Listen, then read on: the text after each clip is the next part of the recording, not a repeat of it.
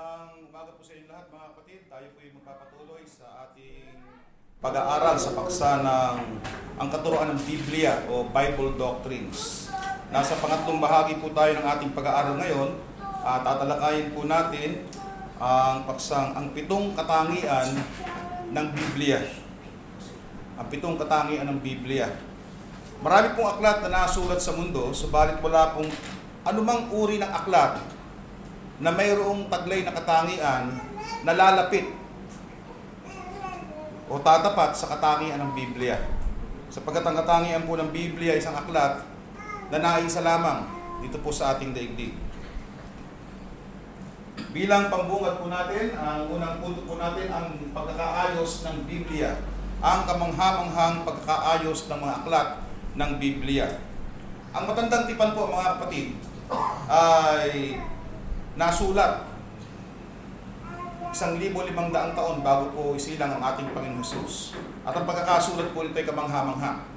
At isinaayos po ang mga aklat nito sa isang kaparaanan na hindi lang po natin madaling maintindihan, kundi ito po isang napakaayos na aklat na bagamat wala pa pong mga rules and regulation concerning po sa paggawa ng mga libro noong unang panahon, subalit ang pagkakaayos po nito ay isang meron po tinatawag na logical arrangement. At napakaayos po talaga na bagamat sabi ko nga wala pang nasusulat na mga panuntunan patungkol sa paggawa ng libro, pagsasaayos ng libro, subalit ito po ay nakaayos. Ang matandang tipan po ay mahahati po natin sa 4 na bahagi. Una, ang paglikha ng Diyos sa daigdig at sa tao. Paano ba nagkaroon ng buhay dito sa mundo? Pangalawa, ang kaayusan po o kasaysayan ng bansang Israel. Ito po yung mga unang taong pinili ng Diyos kung saan siya po ay nakitungo. At pangatlo, ang hula o tinatawag po nating prophecy patungkol sa pagdating ng ating Panginoon Jesucristo. Kaya po simula po sa aklat ng Genesis, yung pong 39 na aklat ng matandang tipan, Genesis hanggang Malakiyas, ito po ay may pira-piraso na mga hula na tumutukoy po sa pagdating ng ating Panginoon Jesucristo. At pagkatapos po ito, ay makikita rin po natin mga aklat na naglalaman ng mga panalangin, awitin, at mga salawitain o tula na tumutukoy po sa kagandahan po ng salita ng Diyos. Ang bagong tipan naman po natin, tumutukoy po ang unang bahagi nito sa kasaysayan ng ating Panginoon Jesucristo. Ngayon, paano tayo makatitiyak na si Jesus nga yung tinutukoy ng Biblia sa matandang tipan? Hindi po si Jesus dumating na para bang sumulpot na lamang na parang kabuti. Yung buong buhay ng ating Panginoon Jesus, para po bang jigsaw puzzle, na kung naiintindihan po natin matandang tipan, simula sa Genesis, kukuha po tayo ng piraso sa Exodo at sa iba't ibang bahagi ng mga aklat ng Biblia, pagtatagni-tagniin po natin ito, pagtatapat-tapatin, at mabubuo po natin isang obra maestra, ang buhay ng ating Panginoon Jesus. Hindi lang sa unang pagbabalik niya o pagdating niya, kundi maging sa pangalawang pagbabalik niya. Makikita po natin ang katotohanan nito. Katunayan, nang si Jesus ay mamatay sa krus ng Kalbaryo, yung pong araw na siya ipako sa krus, 38 hula ng matandang tipan tinupad ng ating Panginoon Kristo. Yan po makikita natin. Pangalawa, nang si Jesus po ay umakyat sa langit, ang pangalawang bahagi po ng ating bagong tipan ay ang kasaysayan at katuruan ng Kristyanismo. Paano ang ginawa ng mga apostol, ng mga disipulo, ng alagad ng Panginoon Jesus na ipakalat nila yung salita ng Diyos simula sa Israel hanggang makarating po sa Europa, sa Roma at sa ibang bahagi po ng daigdig. Hanggang ngayon, sa halos kabuuan po ng ating daigdig ay patuloy na pinapahayag po yung salita ng Diyos. Pangatlo, ang hula patungkol po sa pagbabalik ng ating Panginoon Jesus. Umalis po si Jesus, umakyat sa langit, subalit sinasabi po, isang araw siya ay magbabalik. Liligtas niya po yung bansang Israel. Hahatulan niya po yung kanyang mga kaaway. Mamumuno at maghahari si Jesus dito sa lupa sa loob ng 1,000 taon. At pagkatapos gugunawin po niya ang daigdig. Kaya ang pang-apat pong bahagi ng ating pong bagong tipan ay tumutukoy po sa pagwawakas ng daigdig. Pansinin po natin, yung unang aklat sa matandang tipan, kung paano nilikha ng Diyos yung langit at lupa at yung mga tao. Yung huling bahagi ng bagong tipan, ng aklat ng Biblia, ay tumutukoy naman kung paano magwawakas yung ating daigdig. Gaano po kaayos at kaganda, ito po ang salita ng Diyos. Ihahalin tulad po natin sa ibang aklat. Pangalawang aklat po, pangalawang bahagi po natin, ang pagkakaisa ng Biblia o ang kamanghamanghang pagkakaisa ng katuruan ng mga aklat ng Biblia. Hindi lang po maganda yung pagkaayos, subalit yung katuruan pong nilalaman ito ay mayroon pong pagkakaisa. Alam niyo po bang sa panahon ngayon, pagka nagsumulat po at nag-imprenta isang uri ng aklat, halimbawa sa siyensya, tatagal po ito ng ilang buwan, tatagal po ito ng may isang taon bago i-aproba ng batas o pamahalaan yung pagsisirculation po nito at maibigay po sa mga tao. Pero hindi lang po isang uri ng kumpanya ang gagawa niyan. Meron pang ibang mga manulat na gagawa ng pare-pareho mga topic. Pero pansinin po ninyo mga kapatid, iisa lang yung paksa na pinag-usapan nila. Basahin niyo iba't ibang mga aklat sa iisang paksa. Nagkakaroon ng salungatan. Subalit ang Biblia po ay hindi. Una, sinasabi po rito, ang karamihan po ng mga manulat sa Biblia ay hindi nagtagpo-tagpo, hindi nagkita-kita, hindi nagkasama-sama. Bakit? Dahil sa iba't ibang lugar sila at sa ibang panahon sila nang sumulat po ng bahagi ng Biblia. Gayunpaman, wala po sa isinulat nila na nagkaroon ng salungatan. Pangalawa, ang bilang po ng manulat ng Biblia ay mahigit 40 katao. 40 katao, iba't ibang bahagi, iba't ibang uri ng mga pananalita ang binigay nila, ang isinulat nila. Subalit, pansinin po natin, wala pa rin nagkontra-kontra. Sa panahon natin, may 3 manunulat sa isang paksa, sumulat ng libro, at ito yung pumakita natin, meron silang salungatan. Pangatlo, ang kalagayan po ng manunulat ay hindi magkakatulad. May sumulat po ng babae, may sumulat na lalaki, may sumulat na alipin, may sumulat na hari, may sundalo, may reyna, may mangingisda, may magsasaka, may maniningil ng buwis, mayroong walang hanap buhay, may simpleng tao, mayroong doktor. Halos lahat po ng uri ng mga tao sa mundo, sa kalagayan ng mundo, mataas, mababa, sumulat po ng bahagi ng Biblia. Kaya makita po natin, pero makita po natin yung kaayusan pa din. At yung turo nila ay nagkakaroon po ng pagkakaisa. At hindi lamang po ito mga kapatid, pati na po yung mga lingwahe o yung pananalita. Nasulat po yung Bible sa 3 pangunahing salita, Hebreo sa matandang tipan, Aramaic sa bagong tipan. Ito po yung salitang ginagamit kasalukuyan ng panahon ng ating Panginoon Jesus. At sinulat po nila yung ating bagong tipan sa malaking bahagi sa Koine Greek. Ang ibig sabihin ng Koine Greek, Common Greek. Meron po kasi tinatawag na Classical Greek, meron pong Koine. Yung po yung pang-araw-araw na ginagamit nila. Pero makikita po natin mga kapatid, bagamat iba-iba yung lingwahe, magkakaisa pa rin po sila. Bukod po dito, yung tagal po ng pagkakasulat ay nasa 1,600 taon bago makumpleto yung buong Biblia. 1,500 years sinulat ang Genesis, 1,500 years BC o bago dumating ang Panginoon Jesus, at yung bagong tipan, yung huling aklat, ay aklat ng pahayag, nasulat po 96 AD, sinulat ni Apostol Juan. Wala po tayong makikita anumang aklat sa mundong ito na isinulat po na may tumagal na ganyang haba ng panahon. Karaniwan po sa atin, may susulat yan, siguro pinakamahaba, 10 taon, 5 taon, hanggang doon lang. Pero ito po, gaano kahaba yung panahon para makumpleto. Yan po yung napakagandang katangian ng Biblia. At bukod po rito mga kapatid, Isa lang po ang guro ng lahat ng mga manunulat, ang banal na Espiritu. Naggabay sa kanila, nagbigay ng liwanag sa kanila, nagturo at nagsabi sa kanila ng kanilang mga bagay na sasabihin. Bakit? Upang maisulat po ang Biblia na walang mali. Upang maisulat po ang Biblia na hindi ayon sa kalooban ng tao, kundi ayon sa kalooban ng Diyos. Kaya hindi po ito nagkakasalungatan. At panghuli, ang sentro po ng katuruan ng Biblia ay ang buhay ng ating Panginoong Jesucristo at ang kanyang katuruan. Kaya magugulat po tayo sa kamangha-mangha na pagkakaisa po ng katuruan ng Biblia.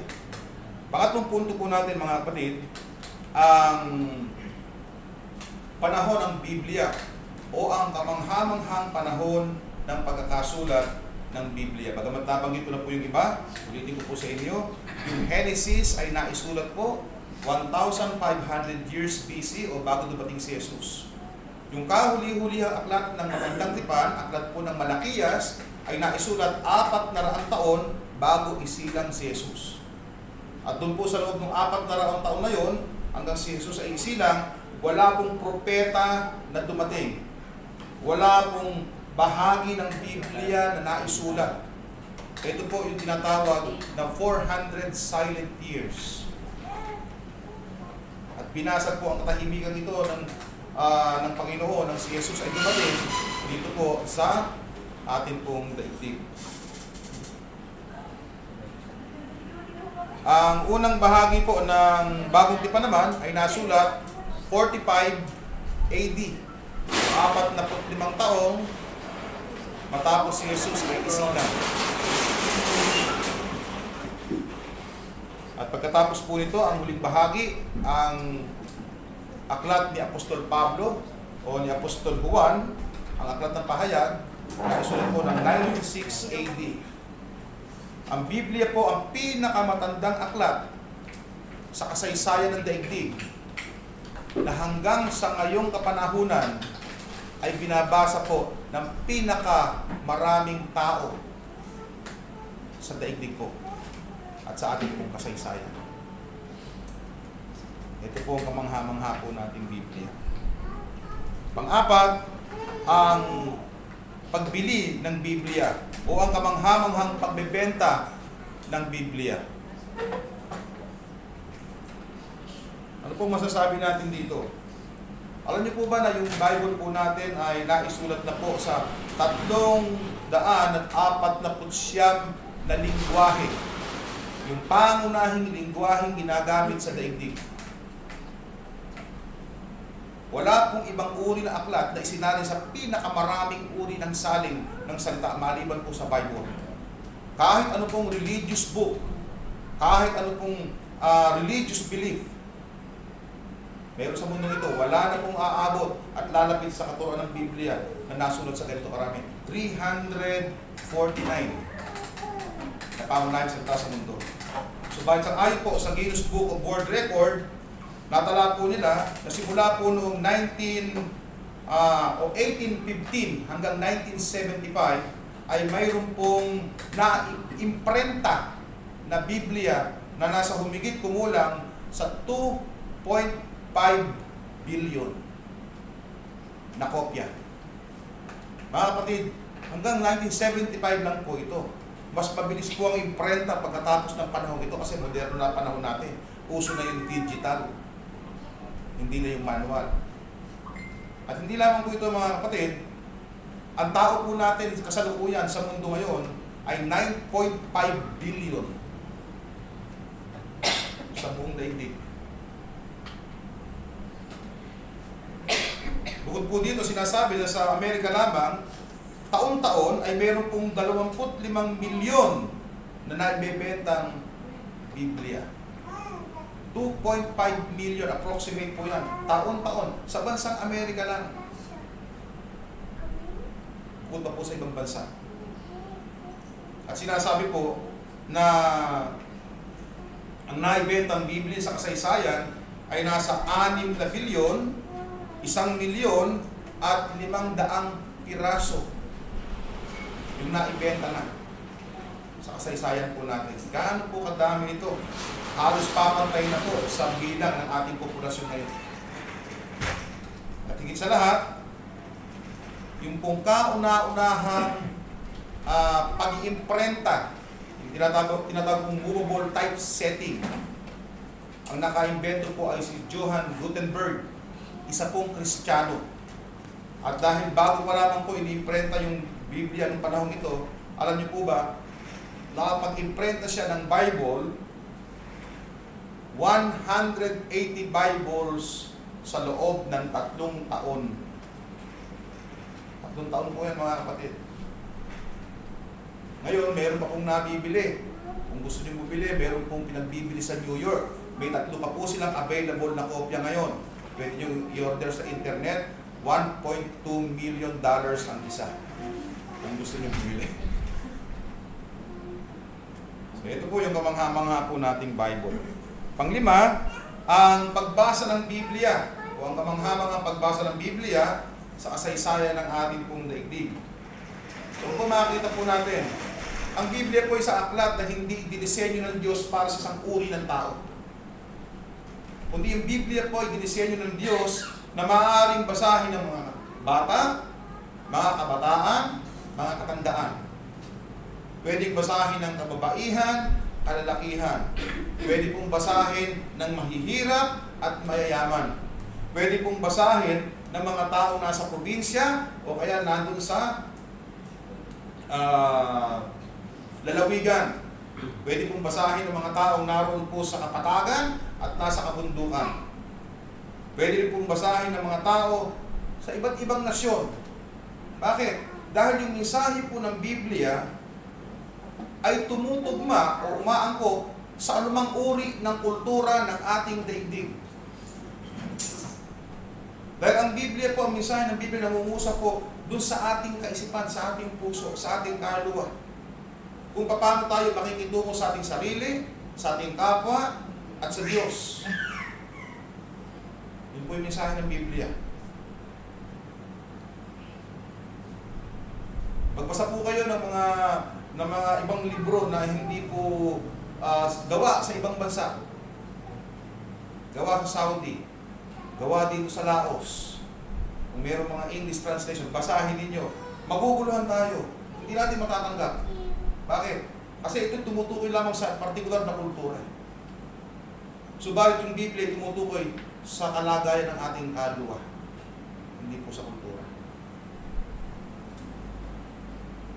Eh sa katotohanan, mga kapatid, sabi nga po, 3 yung pangunahing kilalang pananampalataya o relihiyon sa mundo.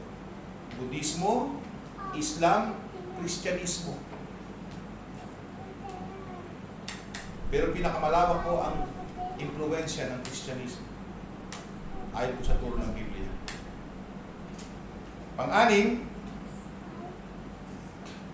ang lingwahe ng Biblia. Nabanggit ko po sa kanina, 349 times na isalin po yung Bible.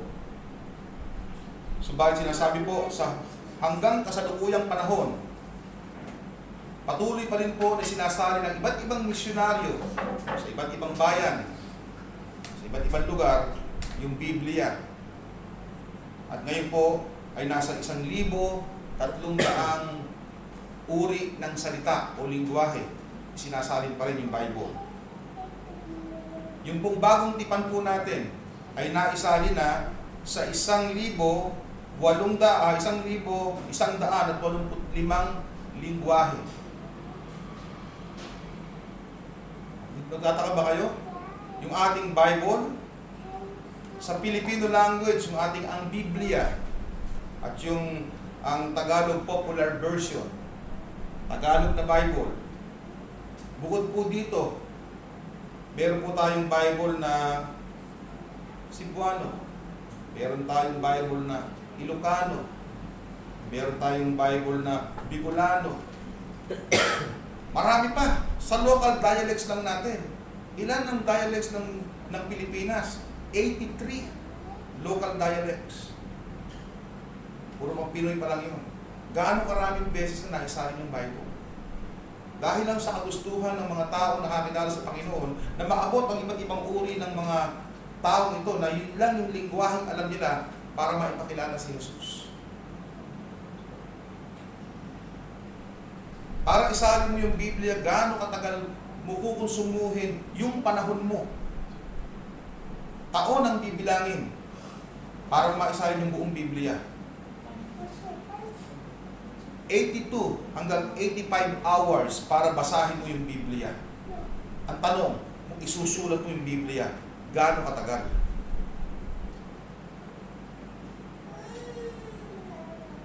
Subalit ginawa po yan ng maraming mga misyonaryo, mga lingwista, dahil sa kadahilanan kung nais nilang maraming tao makakilala sa Diyos.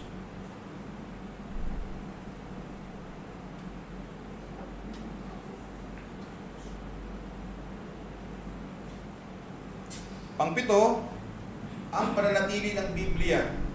Ang kamanghamanghang pananatili ng Biblia sa mga atake ng mga kalaban.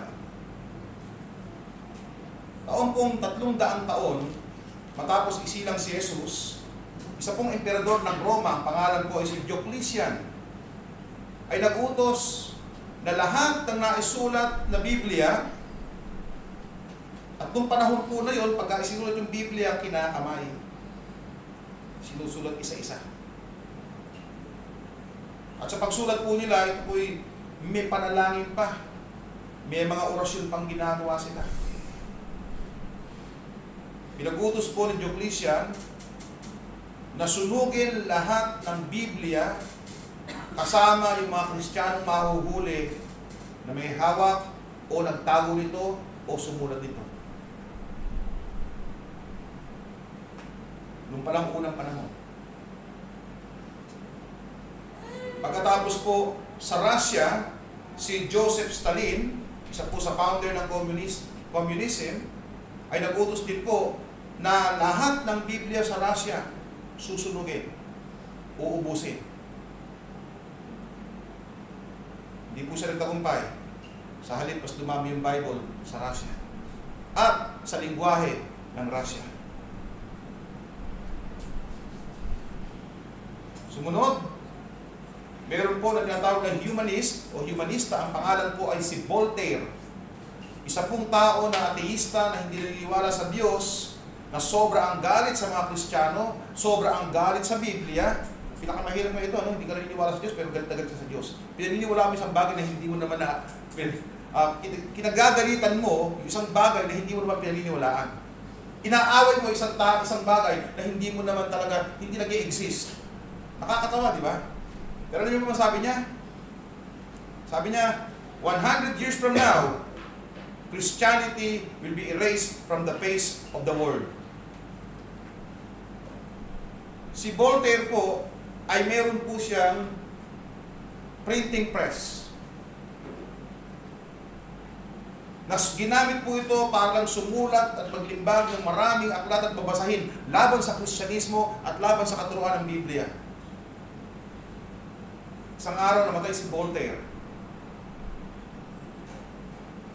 At binili ng Bible Society yung kanyang printing press upang ipanlimbag ng Bible.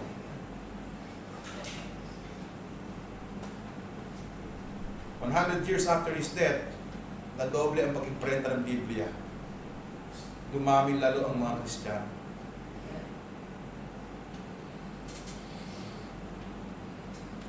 Ang bishop po ng London, laban po kay William Tyndale. Si William Tyndale po isang manampalataya na nagsalin din po siya ng panibagong version ng ating Bible. At ito pong bishop ng London ay sobra ang galit kay William Tyndale at nais niya nung bishop na lahat ng naipalimbag niya na Biblia ay ipasunog. So isa pong kaibigan ni William Tyndale ang nagsabi dun sa bishop, "Kaya kong gawin ng paraan yung gusto mo. Bili natin lahat ng Bible na ginawa ni William Tyndale." Alam po ito ni William Tyndale. Ano yung ginawa niya? Pinagbili niya lahat ng Bible niya. Bakit? Para sunugin ng bishop ng London. Bakit niya pinayagan? Dahil si William Tyndale ay nalubog sa utang. Dahil sa pag-imprenta niya, nung basahan niya muli Biblia, mayroon siyang nakitang mga mali na dapat niyang ituwid. At kaya niya pinagbili, dahil doon sa perang kikitain niya, mababayaran niya yung utang niya, at makapagpapalimbag pa siya ng doble doon sa dami ng pinalimbag niya na pinasunog ng bishop ng Tyndale o ng London. Hindi po nila naubos yung Biblia. Hindi po nila nabura yung Kristyanismo sa daigdig. Bakit? Dahil sinabi ng Panginoon, ang pinto ng Hades o ng impyerno ay hindi makapananaig dito. Sapagkat sinabi rin po mismo sa Biblia, sa Isaias 40, talatang 8, sabi po, ang damo ay matutuyo, ang bulaklak ay malalanta, ngunit ang salita ng ating Diyos ay mamamalagi magpakailanman. Sinabi rin po ng ating Panginoon Jesus sa Mateo 24:35, ang langit at ang lupa ay lilipas, datapwat ang aking mga salita ay hindi lilipas. Sinabi rin po sa unang sulat ni Apostol Pedro 1:25, datapwat ang salita ng Panginoon ay mamamalagi magpakailanman, at ito ang salita ng mabubuting balita na ipinapangaral ko sa inyo. Ang kamanghamang-hamo o katangian ng Biblia ay makikita po natin na isa lamang itong aklat, nag-iisa lang sa mundo, na hindi kayang pigilin ng sino man ang pagdami nito. Hindi kayang pigilin ng sino man ang impluensya nito. At hindi kayang pigilin ng sino man ang pangangaral nito. So ito po yung Bible na siyang otoridad ng ating buhay, ng ating pananampalataya. Maraming salamat po. Dito po tayo nagwawakas.